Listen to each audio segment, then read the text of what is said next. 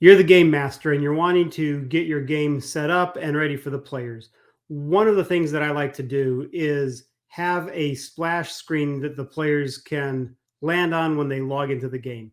This gives them something visual to look at, but it also helps keep them from messing around on your maps when you're not logged in.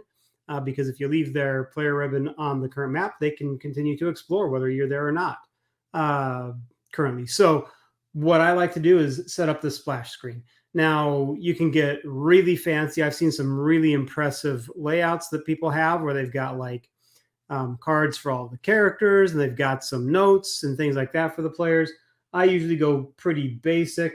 I'll just grab an image off of my hard drive, drag it over onto the VTT, drop it there, and the image will come up, and then I can format it.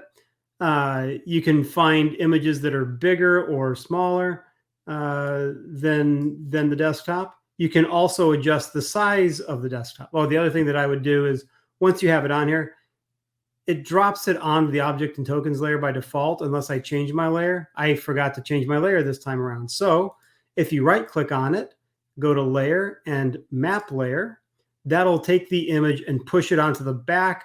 This way your players can't move the map around. They can't delete it. You can't accidentally move it, that sort of stuff. So that's there. This gives them something to look at. And like I said, it's a nice visual to kind of help get them in the mood for the style of game you're going to be playing. Now you want to add other maps, and that's going to be handled through the page toolbar. When you come up into here, you'll see that I already have some maps set up and my players are already in the Grand Saloon. So I can move that over there. This player ribbon will indicate which map or scene, as some VTTs refer to it.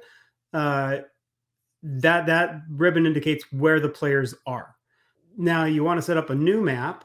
So you can drag images off of your hard drive again and drop them in here.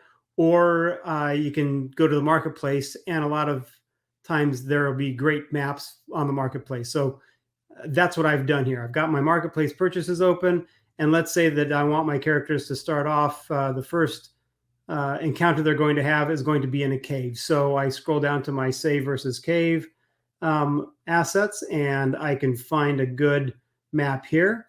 One of the things you'll notice, this particular artist did a great job with some of these maps indicating what their size is. So 15 by 15 tells me that the map is going to be 15 squares by 15 squares.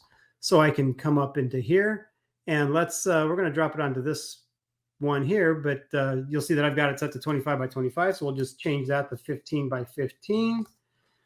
That will then make sure that my map is the same size as my tabletop there. You can change the color of the background. So this map here you'll see is white. I can change this to be black if I wanted. The distance, I usually set this to 5 inches, or sorry, 6 inches is what I usually do, just because so much of the book is referred to in inches, like your ranges and all that sort of stuff. Some people like to set it to feet. Sorry, this would be 1 inch, not 5 or 6. So I usually do it as 1 square equals 1 inch.